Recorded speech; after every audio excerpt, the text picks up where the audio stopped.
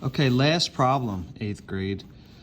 We've got this image here. We've got a triangle, a line coming through here. They give us some angles. So, given the diagram below, determine the measure of angle ACE and angle ECF. So let's first identify which angles we're trying to find here, because they're not the ones that they give us. So angle ACE is here. ECF is here.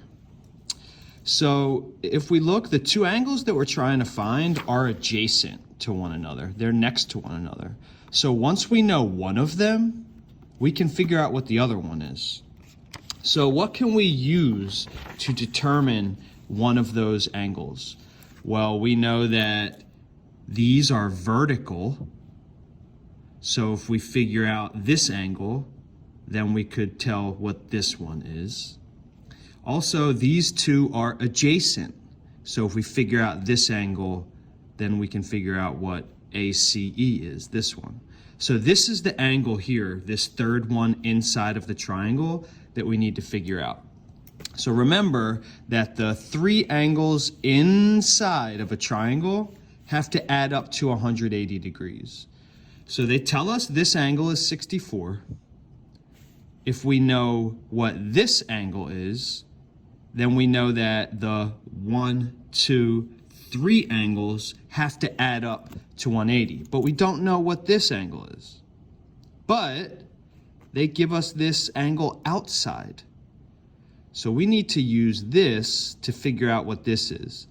So if we look at it like this, these two angles are adjacent, which means these two have to add up to 180. So if this is 145, then that means the angle adjacent to it, 180 minus 145, is 35 degrees. So now that you know what this is, look at the triangle. You know two of the three angles.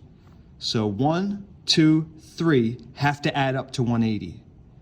So we can use 35 and 64 to figure out what this angle is.